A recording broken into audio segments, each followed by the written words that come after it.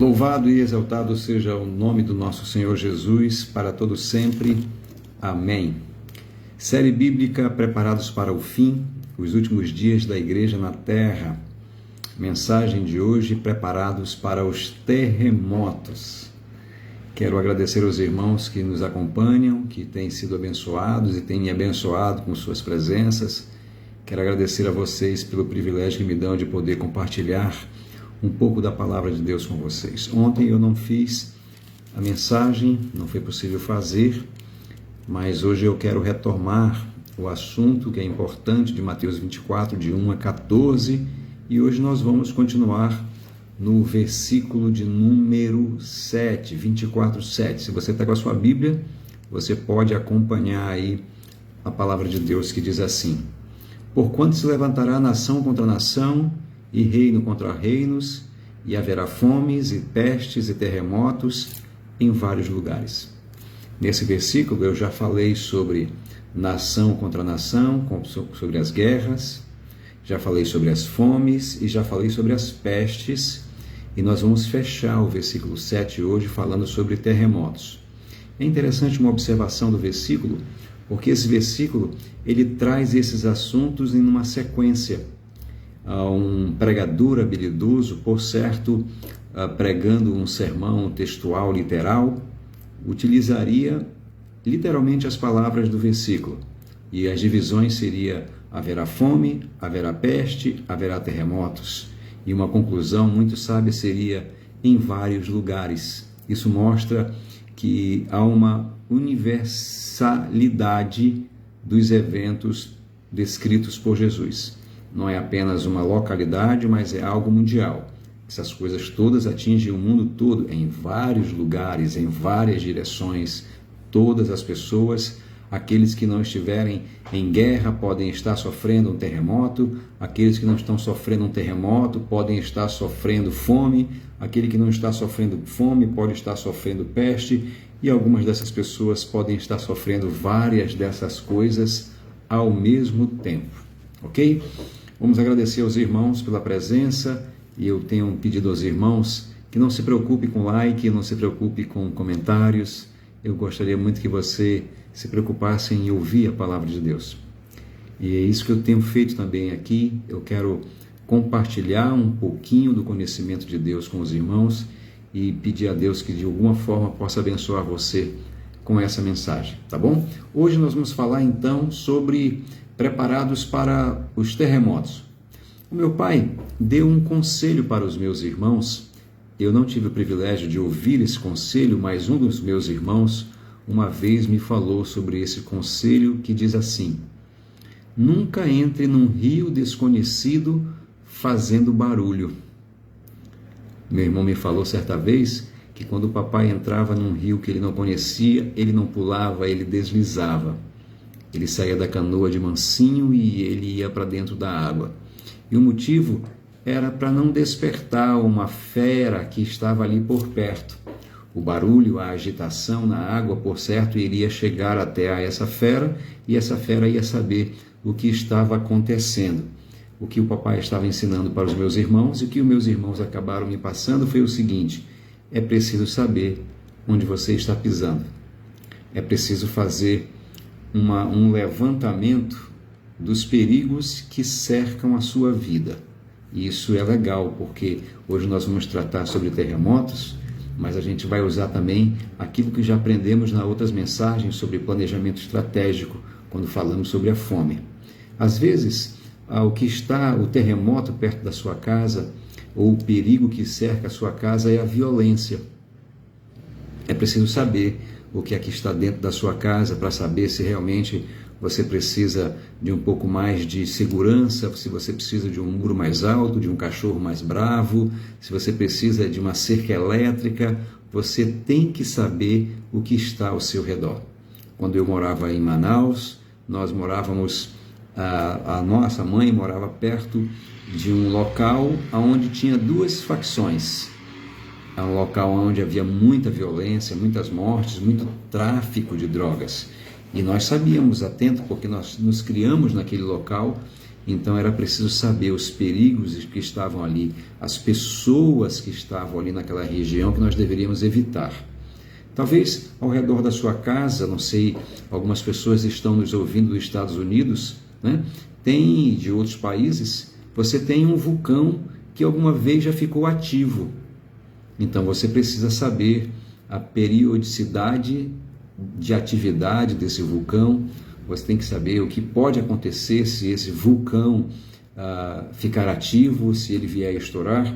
De repente você mora numa área de alagamento ou de deslizamento. Então você precisa saber o perigo que você corre. Se a sua casa está perto de um barranco e esse barranco pode deslizar e levar a sua casa, você tem que ter cuidado e procurar a Defesa Civil para saber qual é o grau de periculosidade daquela área e qual o risco a sua família está correndo. E se você percebe que o risco é muito grande, você precisa dar um jeito de se mudar. O texto de hoje ele fala sobre isso, ele fala sobre um perigo iminente, um terremoto. Interessante isso, um terremoto.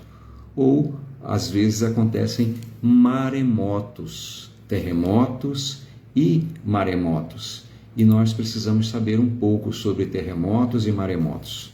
No nosso país nós não temos muitos terremotos e nem muitos maremotos. Mas as profecias bíblicas nos ensinam que quanto mais perto do fim nós estivermos, a periodicidade e as áreas aonde serão atingidas, elas irão aumentar, se intensificar. Então eu quero conversar com você sobre isso, para que nós fiquemos espertos para uma situação ou uma série de situações que nós podemos ser acometidos. Eu quero falar sobre 3 lições, como sempre, e a primeira delas é a historicidade dos terremotos. Os terremotos fazem parte da história da humanidade. Eu quero aqui definir algumas coisas, por exemplo, terremoto ou maremoto. Motos vem do latim, que quer dizer agitação. Maremoto quer dizer maré agitada. Terremoto quer dizer terra agitada. Então aí já dá para entender. Aconteceu um maremoto, então a terra ou as placas tectônicas embaixo da água se moveram, se agitaram, e isso causou um grande abalo sísmico, possivelmente vai causar muitas ondas e quem sabe até um tsunami. Maremoto. Terremoto, começou a desabar prédios, começou a abrir buracos, abrir valas no meio das ruas, como já aconteceu em vários lugares. Terremoto. Eu quero citar para vocês aqui os 5 grandes terremotos que nós temos conhecimento, que são mais próximos de nós, tá? Já aconteceram muitos na história, mas eu quero trazer dentro dos graus de magnitude da escala Richter, para vocês verem como essa escala está sendo aumentada a cada terremoto que acontece. Primeiro, eu quero falar sobre que foi o menor desses 5, o menor, aconteceu na Península de Kamchatka, na Rússia, de 1952, 9 graus de magnitude na escala Richter. É um terremoto muito forte. Depois nós tivemos um na Península de Oshika, em Japão, 2011, 9 graus de magnitude, também foi a mesma magnitude do de 1952. Na ilha de Sumatra, na Indonésia, em 2004, você deve lembrar disso, aconteceu um terremoto de magnitude 9,1. E esse terremoto ele foi acompanhado de um tsunami. Esse terremoto matou 226 mil pessoas em 14 países da região. Dá para perceber e dá para raciocinar um terremoto e um tsunami que atinge 14 países de uma vez só? Por conta dele, o termo tsunami ficou popularmente conhecido. O fenômeno ficou conhecido como sismo e tsunami do Oceano Índico em 2004. Mas em 1964, lá no Alasca, nos Estados Unidos, nós tivemos um pouco mais forte, de 9,2 graus de magnitude na escala Richter. O terremoto matou menos pessoas, 125 pessoas no Alasca, mas também ele fez valas grandiosas na rua, deixou um rastro de destruição terrível. Após esse terremoto, nós tivemos poucos terremotos com alta magnitude, mas esse do Alasca, ele foi em termos de destruição natural, destruição das coisas, ele foi grandioso. Não matou muita gente, mas destruiu muita coisa por causa da sua intensidade. E nós chegamos a 1960 em Valdívia, no Chile, o maior terremoto da história, 9,5 graus de magnitude. Esse é o terremoto até hoje mais forte já registrado. O tremor de 9,5 de magnitude na escala Richter atingiu principalmente essa cidade de Valdívia, cidade de 740 quilômetros da capital do Chile, no começo da década de 60, nós estamos falando de 1960. Esse terremoto gerou um tsunami com ondas de até 10 metros e matou mais de 2.000 pessoas. Ele foi muito forte, ele está perto de nós, 1960. As ondas gigantescas apagaram cidades inteiras, engoliram as cidades. A história está carregada de exemplos comprobatórios de terremotos que causam danos para a humanidade. Eu citei esses 5 e fiz a definição de terremoto e de maremoto apenas para nos lembrarmos do que o Senhor Jesus já tinha falado. Ele disse: haverá fomes e pestes e terremotos. Isso, terremotos, cada terremoto que acontece só vem comprovar que o Senhor Jesus é o Filho de Deus e ele falava a mais pura verdade. Muitas vidas já foram ceifadas, muitos patrimônios destruídos, cidades inteiras engolidas por terremotos e maremotos, que faz parte dentro do mesmo sistema. Essa é a historicidade dos terremotos. Mas eu gostaria de falar também sobre a destrutibilidade dos terremotos. Apesar de já ter falado do ponto de vista histórico, de 226 mil mortes, de 125 mil mortes, de cidades engolidas, eu quero usar essa parte da mensagem para fazer referência à própria Bíblia. Porque o livro de Apocalipse faz referência a terremotos que, na nossa cabeça, eu acho que não tem como medir na escala Richter.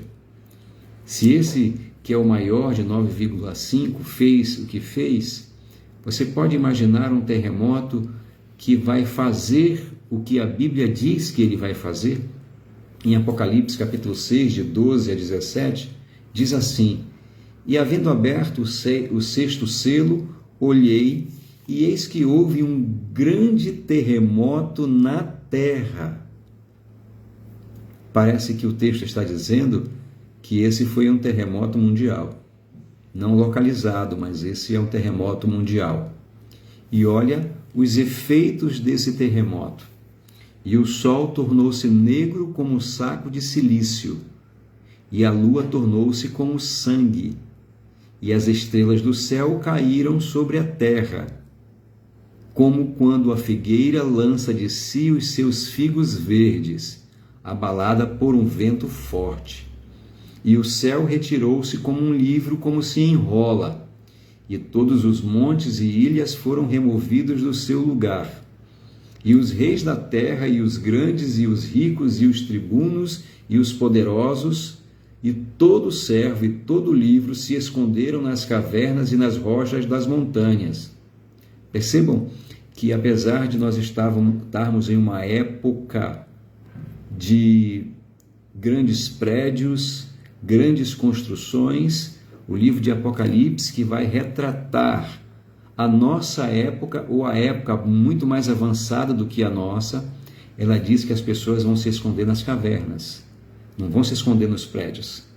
Isso quer dizer que tudo estará sendo destruído pela intensidade desse terremoto. E diziam aos montes e aos rochedos: cai sobre nós e esconde-nos do rosto daquele que está sentado sobre o trono e da ira do Cordeiro, porque é vindo o grande dia da sua ira, e quem poderá subsistir? Isso faz referência à destrutibilidade do terremoto que ainda virá. Espero sinceramente que nem eu nem você tenhamos que experienciar essa situação. Mas quando a Bíblia faz referência a esse terremoto, a Bíblia faz referência a algo terrível que ainda vai atingir o nosso mundo. Algo realmente muito tenebroso. Eu quero mostrar ainda para você, em Apocalipse 11, 13, referente a um outro terremoto. E naquela mesma hora houve um grande terremoto, e caiu a 10ª parte da cidade. E no terremoto foram mortos 7.000 homens. Numa mesma cidade, 7.000 homens serão mortos com um terremoto. E os demais ficaram muito atemorizados e deram glória a Deus, ao Deus do céu. Estou fazendo referência a 2 terremotos descritos nas Escrituras que ainda vão acontecer, para mostrar que os terremotos não são apenas parte da nossa história passada, que os terremotos trazem uma destrutibilidade gigantesca. E é interessante observar que esses 2 terremotos que eu fiz referência agora, eles são não apenas abalos sísmicos, que você pode dizer, não, é uma questão física, é uma questão geológica. Mas esses 2 terremotos que eu acabei de ler para você aqui, eles não são descritos como abalos sísmicos nem geológicos, eles são descritos como a manifestação da ira de Deus sobre os impenitentes. Assim como os homens agem do jeito que querem, fazem as coisas que querem, eles fazem guerras, eles fazem rumores de guerras, pela ganância eles deixam pessoas morrerem de fome, eles criam pestes e Deus manda pestes sobre eles. Os terremotos são a expressão do juízo de Deus, da ira de Deus sobre a humanidade. Não acontece por um acaso, não acontece por falta de sorte, não é apenas uma questão geológica, geográfica. Muitas vezes um terremoto acontece porque Deus está vendo algumas coisas e isso causa ira no seu coração, ele precisa dar um basta nessa situação e ele se utiliza de uma série de ferramentas. E uma dessas ferramentas são questões naturais. É a seca, é a chuva, são inundações. Muitas vezes Deus usa os terremotos e os maremotos. Isso mostra a ação de Deus, de que Deus não apenas existe, mas que Deus está atuando, Deus está ativo como Senhor dos céus e como Senhor da terra. Um erro que o homem comete é achar que ele pode fazer o que quiser e que isso não trará sobre ele consequências. A Bíblia diz que de Deus ninguém zomba. Tudo que o homem plantar, ele vai colher.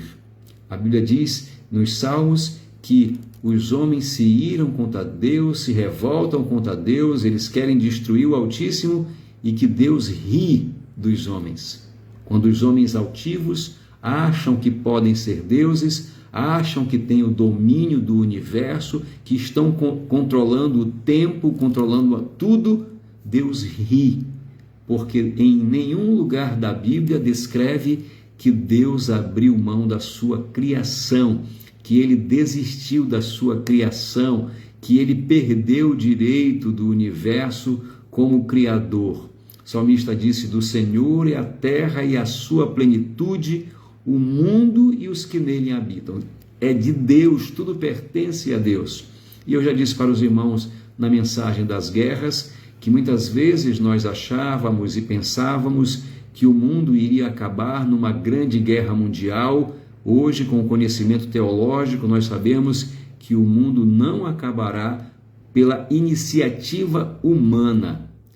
O mundo será destruído pela mesma mão que o criou. Só Deus tem o poder, a autoridade para destruir a sua própria criação, e quando ele o quiser fazer, ele o fará e ninguém poderá detê-lo. Isso mostra que o poder continua nas mãos de Deus, nunca saiu nas mãos de Deus. Lembre-se do livro de Isaías, as primeiras expressões do capítulo 6 do livro de Isaías diz que no ano em que morreu o rei Uzias, é a descrição de Isaías, eu vi o Senhor assentado em um alto e sublime trono. O rei morreu. O trono de Israel está vazio, mas o trono eterno, o trono do universo, continua preenchido. O Senhor, eu vi o Senhor assentado em um alto e sublime trono. Quando nós falamos que Deus está no controle de todas as coisas, muitas vezes nós falamos isso como força de expressão, mas nós nos esquecemos que quando falamos que Deus está no controle, Ele não apenas está, mas Ele tem o controle de todas as coisas. O controle de Deus não é passageiro, o controle de Deus é eterno. Tudo está debaixo da sua autoridade, tudo está debaixo das suas mãos e, por que não dizer, debaixo dos seus pés. Eu passo agora para falar sobre a atualidade dos terremotos. Agora mesmo, na Síria, a Síria ainda naqueles conflitos militares já há algum tempo, já sofria as consequências e os efeitos da guerra. A Síria foi acometida por um forte terremoto. Os terremotos são atuais, não apenas históricos, mas eles também são atuais. Mas eu quero falar da atualidade dos terremotos, não apenas fazendo referência ao futuro, que eu já citei ainda há pouco, sobre o livro de Apocalipse, mas eu quero falar sobre os terremotos de Jesus Cristo para cá. E eu quero fazer citação de mais duas situações de terremotos para nós vermos como os terremotos eles realmente acontecem no livro divino e principalmente no Novo Testamento. Diz assim, Mateus 28, 2. No findar do sábado, ao entrar o primeiro dia da semana, Maria Madalena e a outra Maria foram ver o sepulcro, e eis que houve um grande terremoto, porque o anjo do Senhor desceu do céu, chegou-se, removeu a pedra e assentou-se sobre ela. Fala sobre o dia da ressurreição. No dia da ressurreição, houve, segundo as Escrituras, um grande terremoto. Era um sinal, algo poderoso ia acontecer. Quando coisas importantes, quando coisas grandiosas na Bíblia vão acontecer, isso é acompanhado de sinais, de grandiosidade, de eventos que chamam a atenção. Jesus não ressuscitou em silêncio, ele não ressuscitou no anonimato, ele não quis esconder o poder da sua ressurreição. Aconteceu um abalo sísmico, um grande terremoto. E esse anjo removeu a pedra da porta do sepulcro, e esse era um anjo, como eu gosto de brincar, era um anjo invocado. Ele, para mostrar a sua autoridade, o seu poder, a sua força, ele removeu a pedra e ficou sentado em cima dela, para mostrar que aquilo que os homens achavam que poderia prender Jesus dentro da sepultura era só um banco para ele, só uma cadeira para ele. Aquilo não impedia de forma alguma a promessa de Deus, o poder de Deus de ressuscitar Jesus Cristo como Senhor e Salvador de nossas vidas. E isso aconteceu de uma maneira grandiosa. Um terremoto aconteceu, chamando a atenção das pessoas de que algo importante estava acontecendo. Jesus Cristo, depois de ter sido preso injustamente, maltratado, espancado injustamente, depois de ter sido crucificado com os bandidos sem nunca ter cometido pecado, depois de ele ter sido assassinado como ele foi assassinado dentro dos planos de Deus, ele foi sepultado e a pedra na porta do sepulcro foi selado para que os discípulos, segundo as pessoas achavam, os discípulos não viessem ali e arrancassem o corpo de Jesus de dentro da sepultura. O anjo não fez caso de selo real, de selo militar, de pensamento religioso. O anjo simplesmente pegou a pedra, arrancou da porta do sepulcro e jogou para fora e ficou sentado. Como que dizendo, vocês são muito tolos mesmo. Vocês acham que podem controlar a Deus. Vocês acham que podem evitar os planos eternos de Deus e que aquilo que vocês querem fazer, colocando alguns guardas aqui na porta, esses guardas poderiam evitar que o Filho de Deus ressuscitasse de entre os mortos. Isso jamais poderia acontecer. Também, isso é um evento que aconteceu na ressurreição de Jesus. Mas eu quero fazer referência a um outro evento, a um outro terremoto, que aconteceu como efeito da oração dos irmãos. Em Atos capítulo 16, 26, está escrito assim: E perto da meia-noite, Paulo e Silas oravam e cantavam hinos a Deus, e os outros presos escutavam. E de repente sobreveio um tão grande terremoto, que os alicerces do cárcere se moveram, e logo se abriram todas as portas, e foram soltas as prisões de todos. Vejam como esse terremoto, ele não é um terremoto, um abalo sísmico comum. Ele é a ação divina, nesse caso, em resposta à adoração, à oração e à adoração da igreja. Os irmãos Paulo e Silas estavam presos porque estavam pregando o evangelho e aquilo não agradou a Deus. E eles estavam adorando a Deus, eles não estavam reclamando, não. Eles estavam adorando a Deus, eles estavam se sentindo felizes por serem encontrados dignos de sofrer por causa do nome de Jesus. Eles estavam adorando a Deus e pregando o evangelho dentro da prisão. E talvez alguém poderia dizer, eles estavam até felizes lá, e Deus poderia dizer, eles não estavam reclamando não, mas eu é que estava insatisfeito. E ele não quis deixar Pedro e Silas lá. Ele tinha um plano para aqueles presos naquele cárcere. E ele fez com que um terremoto abalasse as estruturas de tudo e as prisões, as cadeias que estavam nas mãos das pessoas, nos pés, elas se abriram. Então mostra que aquele terremoto, mais esse terremoto, foi a ação ou a expressão da ação divina em favor dos seus filhos.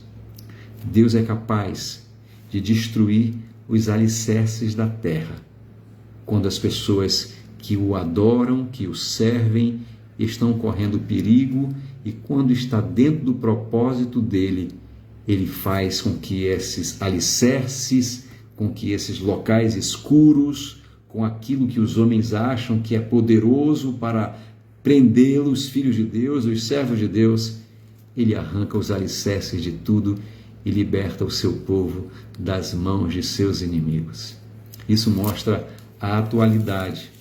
Deus tem, no decorrer da história, revelado que as palavras de Jesus eram verdadeiras. Haverá terremotos em vários lugares. Deus mostra que esses terremotos têm um poder terrível de destruição e que eles são as expressões da ira divina contra o pecado da humanidade. Deus mostra que alguns terremotos são universais ou são em toda a terra, como esse do livro de Apocalipse que eu fiz referência, que outros terremotos são localizados por causa de um propósito específico. No caso de Pedro e Silas, era libertá-los da prisão. No caso do anjo, no dia da ressurreição, era abrir a porta, porque uma autoridade divina precisava sair do sepulcro. Jesus Cristo estava ressuscitando de entre os mortos. Mas tem algumas lições que eu quero compartilhar com vocês e que vale a pena a gente aprender, principalmente para pessoas que moram, como eu falei lá no início. Se você mora perto de um vulcão, ou se você mora perto ou numa cidade que tem histórico de abalos sísmicos, de terremotos, se você mora perto de locais onde tem deslizamento e alagamento, você precisa tomar algumas providências. Isso tem que fazer parte do seu conteúdo diário, da sua expressão diária de viver. Vou dar um exemplo para vocês. Nós moramos em Santa Catarina e algumas vezes nós saímos aqui da cidade de onde nós estamos e vamos em Blumenau, por exemplo, vamos em Florianópolis, vamos passar um dia em Blumenau, em Florianópolis. E tem algumas coisas que eu faço questão de ter. Eu vou me afastar um minutinho aqui para mostrar para vocês. Tem algumas coisas que fazem parte, não é só isso, mas que fazem parte do meu kit que fica dentro do carro. Dentro do meu carro, eu sempre tenho algumas coisas para algum momento de necessidade. Eu tenho um kit. Se eu for ali em alguma outra cidade de carro, se a minha esposa estiver ao meu lado, se o meu filho estiver comigo, a minha neta estiver, nós já sabemos. Essas estradas, elas são acostadas por muitas montanhas e muitas vezes acontecem deslizamento e fecham a estrada. Então, se eu passar desse deslizamento, esse deslizamento fechar a estrada e eu tiver que ficar nesse local com a minha família por algum tempo até chegar o socorro, então eu preciso sempre ter dentro do meu carro um kit para me socorrer de algumas situações. Eu vou mostrar, eu disse para vocês que esses sermões seriam sermões práticos, que servem para o dia a dia. Então eu vou mostrar. Eu tenho aqui uma bolsa pequena, que eu guardei de um óculos do Josué, né? Eu vou mostrar algumas coisas que sempre estão dentro do meu carro, sempre estão dentro do meu carro. Esse kit aqui é um kit rápido. Eu tenho dentro do meu carro sempre algum instrumento cortante. Se por um acaso eu precisar cortar uma corda, se eu precisar fazer algum tipo de madeira, alisar, cortar uma corda, furar, cortar alguma coisa, eu tenho sempre um kit, tenho um instrumento cortante dentro da minha bolsa. Está aqui, eu tenho um instrumento cortante. Eu tenho também sempre um alicate, que é o meu alicate multiuso. Ele tem uma série de ferramentas aqui. Ele é alicate, ele é chave de fenda, ele é chave de estria, ele tem uma tesourinha, ele tem uma serra pequena, ele tem uma série de coisas. É o meu alicate multiuso, ele sempre está dentro do meu carro. Se eu for ali, ele está comigo. Eu tenho também a minha lanterna pequena. Eu tenho uma lanterna aqui, eu vou ligar, ela está carregada, ela faz parte do meu kit, está aqui. Essa lanterna eu vou, porque às vezes a nossa programação é ir e voltar ainda no claro, mas se acontecer alguma coisa e se nós tivermos que ficar no escuro, eu tenho uma lanterna para eu ajudar, para eu me direcionar. Uma outra coisa que sempre está dentro do meu carro, que faz parte do meu kit, eu tenho um kit de fogo. Se de repente eu precisar fazer um fogo aqui onde eu moro, faz frio, se de repente eu ficar em um local no carro que eu não possa me locomover, eu posso pegar alguns gravetos, eu posso fazer uma fogueira e me aquecer. Eu estou falando de coisas extremas, mas eu estou falando de coisas que fazem parte do meu carro todos os dias. Quando eu saio e a Júlia está conosco, nós levamos sempre uma caixinha com bolacha, caixinha com frutas, garrafas com água, e muitas vezes quando nós começamos isso não fazia parte do nosso dia a dia. Porque quando eu morava em Manaus não precisava disso, eu tinha água em qualquer lugar, eu não tinha o perigo de deslizamento. Mas quando eu estou com a Sarinha, eu sei que se por um acaso eu ficar preso num deslizamento, eu aguento um dia de fome, eu aguento 2 dias de fome. E a minha netinha, será que ela aguenta tudo isso? Então nós sempre precisamos ter dentro do nosso kit, que é uma mochila. Eu tenho uma mochila com essas coisas, eu tenho bolacha, eu tenho papel higiênico, eu tenho, para vocês terem uma ideia, lenço umedecido, alguns tipos de água, nós sempre levamos água.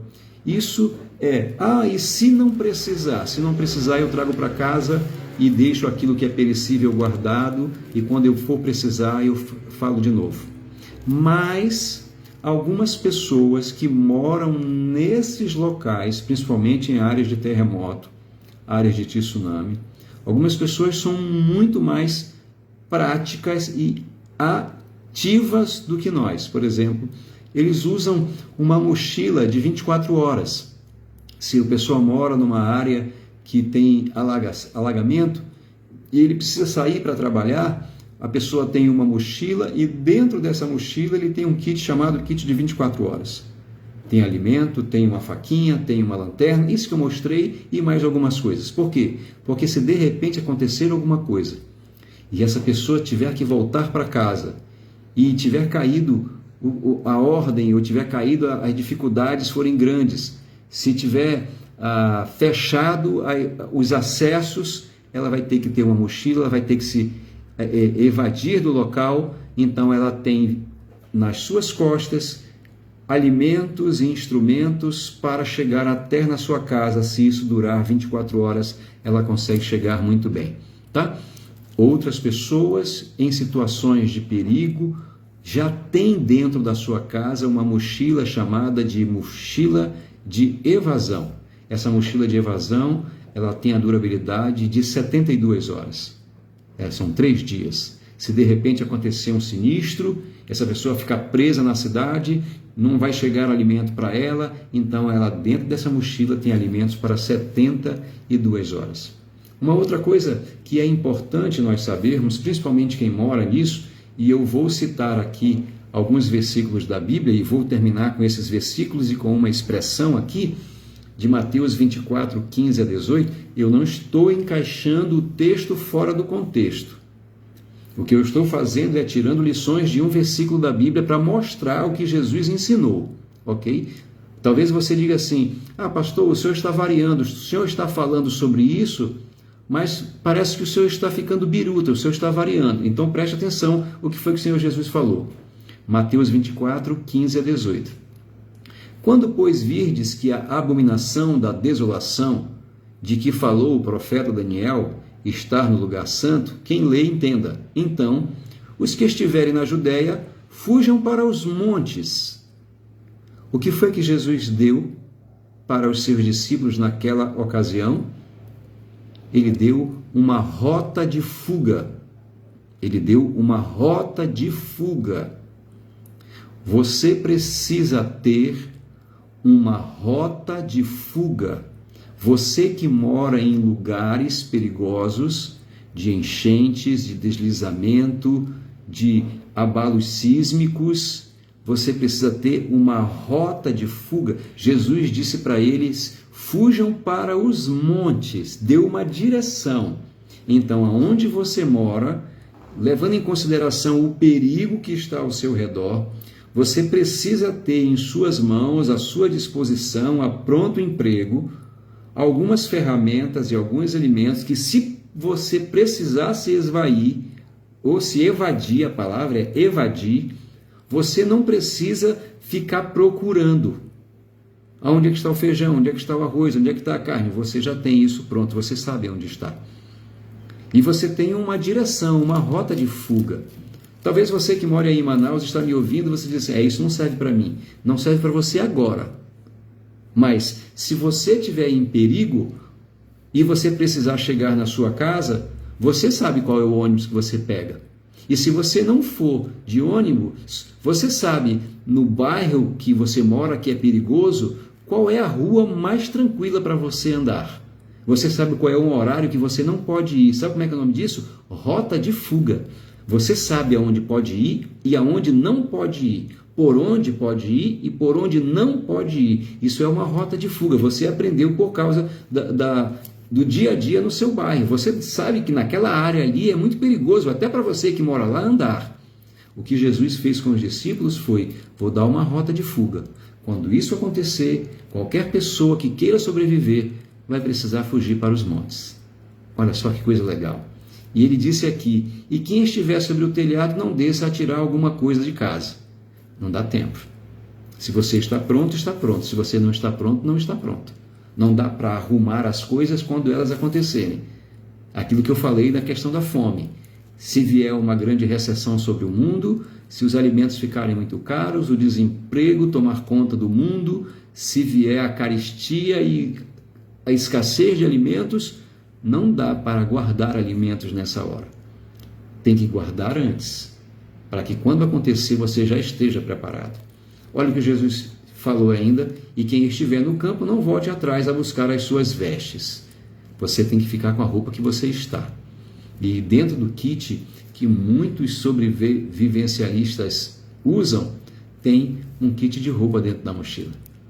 Uma roupa de sobra, uma meia de sobra. Para vocês terem uma ideia. Então, é importante nós sabermos que tem muita gente que já está preparado todos os dias para situações que possam acontecer. Elas não irão procurar socorro quando acontecer. Elas já estão precavidas para essa situação. Ok? Assim, eu termino as 3 lições da mensagem desta noite a respeito de preparados para os terremotos. A historicidade dos terremotos, a destrutibilidade dos terremotos e a atualidade dos terremotos. Acima de tudo, é preciso ter a direção de Deus, o cuidado de Deus, o conhecimento de Deus. É preciso ter como se evadir e uma rota de fuga. A nossa rota de fuga é: elevo os meus olhos para os montes. De onde virá o meu socorro? O meu socorro vem do Senhor, que fez os céus e a terra. É Jesus Cristo que cuida de nós, todos os dias. É Ele que nos mostra para onde nós devemos ir, se nós devemos ou não fugir. Se simplesmente Ele ainda vai precisar de nós nesse mundo. Ou como disse João aos seus próprios discípulos: vai lá com Ele e pergunta dele se Ele é o Messias. E Jesus diz: digam para João que está no cárcere: os cegos veem, os coxos andam, e para os pobres é pregado o reino de Deus. Em outras palavras, o que Jesus estava dizendo para João Batista é: João, o teu ministério terminou. Pode morrer em paz. Vai chegar um dia que Ele não vai nos livrar de nada. A morte vai chegar e vai nos alcançar. Mas mesmo assim Ele pode dizer para nós: pode morrer em paz. Quando você fechar os olhos, quando você abrir os olhos na eternidade, você nunca mais terá fome, nunca mais terá sede. Você nunca mais vai sofrer as agruras que você sofreu nesse mundo. Que Deus, em sua infinita misericórdia, abençoe as nossas vidas e nos livre de situações como essas de terremotos. E também que Ele, a cada dia, seja presente nas nossas vidas. Que Ele te abençoe e te guarde, que Ele faça resplandecer o rosto dEle sobre ti, que Ele tenha misericórdia de ti, que sobre ti Ele levante o seu rosto e que Ele te dê a paz. É o desejo do meu coração, no nome precioso de Jesus. Amém.